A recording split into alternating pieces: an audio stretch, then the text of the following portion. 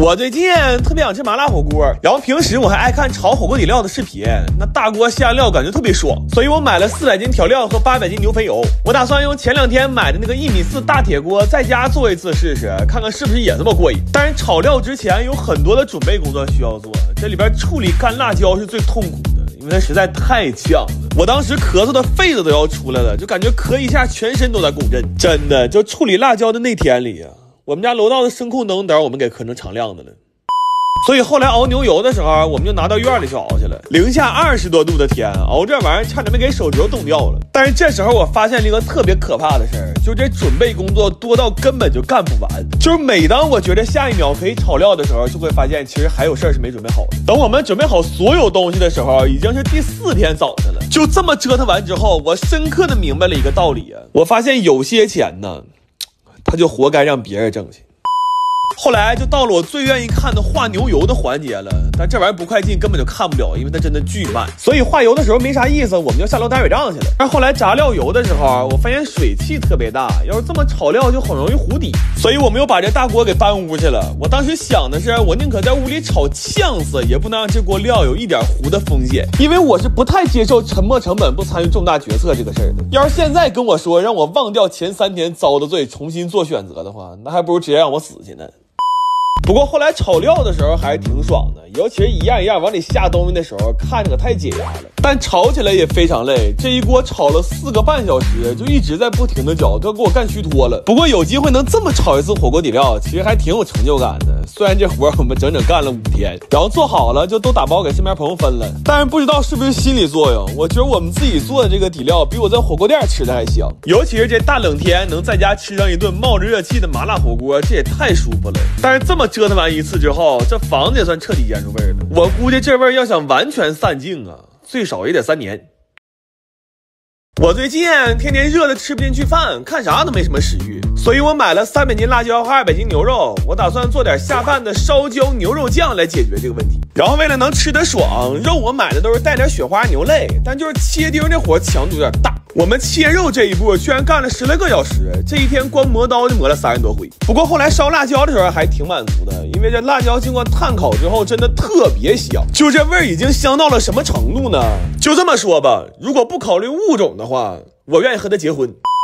但是后来雷辣椒的时候可太致命了，因为我原本买了一个超大雷体，寻思能干得快点，结果我俩取快递的时候走道卡了，跟那玩意儿摔稀碎，后来就只能用这种普通的蒜捣的雷辣椒。我的妈，这小玩意锤300斤辣椒，整整干了1宿啊，好像每一下都在那敲功德呢。而且因为雷的太卖力了，给石棒都磨没了。我当时犹豫了一下，这碗辣椒还能不能要了？但后来我转念一想，辣椒一汆，石灰拔干，那这俩玩意儿一起吃好像也没什么毛病。然后吃完巧克力就准备猛干了，但这时候又有个新问题，就是家里这锅炒肉是既炒不下又特别粘，所以为了能加快效率，我火速去订了一个直径1.4米的大铁锅。这锅买回来都绝门了，刷它必须得进锅里刷，而且家里没有任何一样厨具能炒得开这锅里的东西，所以经过我缜密的思考之后，我去买了把铁锹回来炒肉。但是该说不说啊，这铁锅配铁锹炒完的肉是真香啊！最后把炒好的牛肉、捣好的辣椒，还有那些七七八八的调料都放到这大锅里，再拿热油这么一激，我的妈呀！就现在这个酱，要是拌点米饭或者蘸个馒头吃，都香到头了。最绝的是，这里现在还有一股淡淡的烟熏香味，你说这你受得了吗？这个，但是唯一不足的是，这个酱肉太多了，吃2口就容易吃饱了，而且它现在也不配叫烧焦牛肉酱了。要是严谨的按照配料表含量来取名的话，牛肉这俩字得放到前头了。我最近换季老咳嗽，就想买点秋梨膏喝，但是外面卖的也不知道成分纯不纯，所以我索性买了450斤砀山酥梨，我打算自己在家熬点秋梨膏。但是梨这个东西吧，它属于是寒性水果，我看到一个做法是把梨先血皮炒熟，然后再放到一起炖，这样就能去寒了。好家伙，这些梨血皮插丝干了10来个小时，都要给我们累麻了。我心说，要是这么折腾完了还不能去寒的话，那我只能在炖的时候放上2斤羊肉了。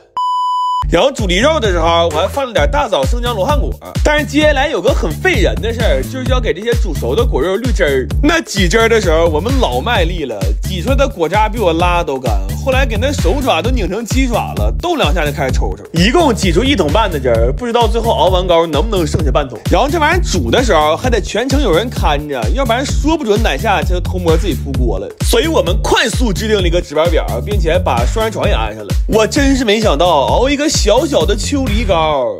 又他妈在家打上精了。然后为了增强秋梨糕的止咳效果，我还放了点川贝母。这玩意儿我一共才买了3两多，却花了我将近4000元呢。这换算下来比我命都值钱。就现在这个秋梨糕的成本呢，那别说咳嗽了，我估计我咳血都不一定能舍得喝。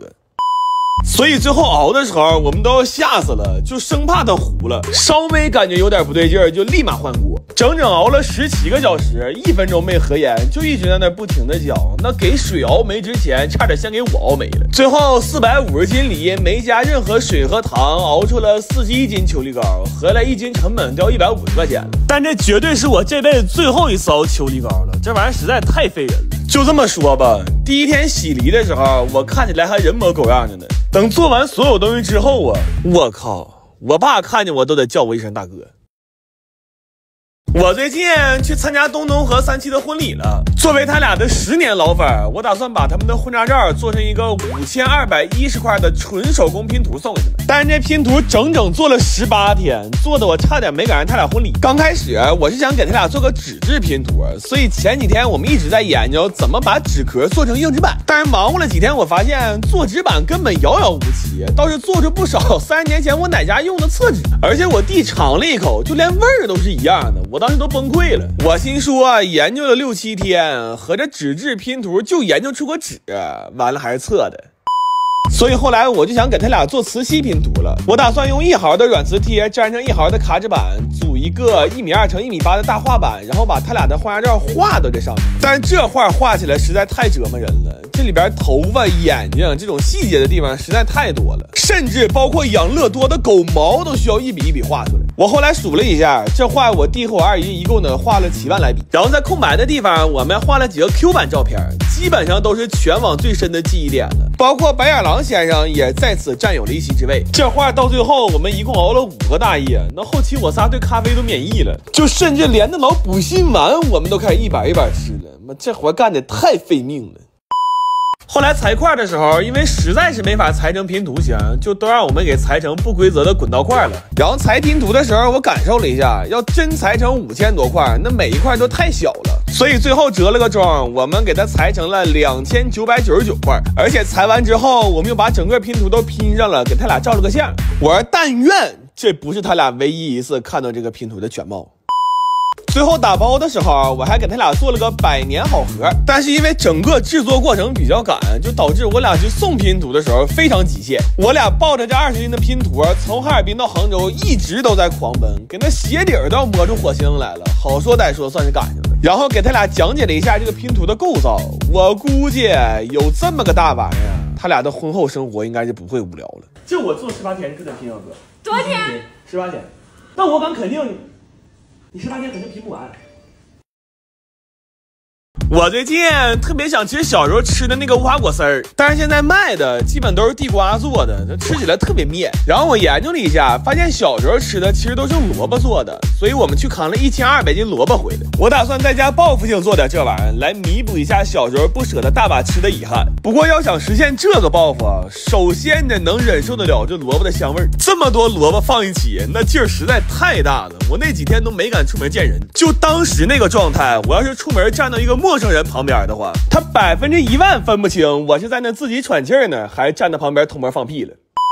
然后为了吃的时候能没有萝卜味儿，我们这顿折腾啊，又是放盐下水，又是放糖和柠檬汁给它腌底味去辣味，就连最后抓拌用的梅子粉我都费了老多心思了。我买了50斤话梅回来挨个取肉，然后打粉的时候还放了好多陈皮和甘草。这活干的比回老家掰苞米还累，不过吃起来应该很健康。但是这么多萝卜凑一起，家里根本就晒不下。后来我把家里所有能通风的东西都给拆下来晾萝卜了，完了提前选了个大晴天，整整铺了1院子。接下来这个过程就是我命由天不由我了，那属于是晴天定丰收啊，但雨天直接死。然后这些萝卜晒了2天半，那状态特别好，我感觉再风干1个晚上就能丰收了。但是万万没想到，那天晚上太极否来，物极必反了。那后半夜睡得最实的时候，外面下了3个小时雨，生生把我要晒好的萝卜干都给浇成萝卜了。后来面对这琢磨不透的天气，我觉得我必须得做点什么了。8月15那天开始，我把我地放在院里打精了。这回有了守夜人的加成，那萝卜3天就丰收了。然后这些晾干的萝卜丝儿需要再喷点柠檬汁回润一下，之后拌上我们精心自制的梅子粉，最后再撒上厚厚的白色糖粉。现在不论是卖相还是味道，都跟小时候卖1毛钱1袋的零食一模一样。尤其是那种越嚼越酸，然后酸到流口水的感觉，我已经很多年没有了。然后为了更能还原当年的感觉，我还定制了一批包装袋。这袋一用上，我那小时候偷着拿家里钱买零食的感觉一下就上来了。就我上学的时候，家里要有这么多无花果，那我纯校园大坝。不过这些玩意儿直到我做完了，我也没想明白，我从头到尾用的都是萝卜，它和无花果到底有啥关系啊？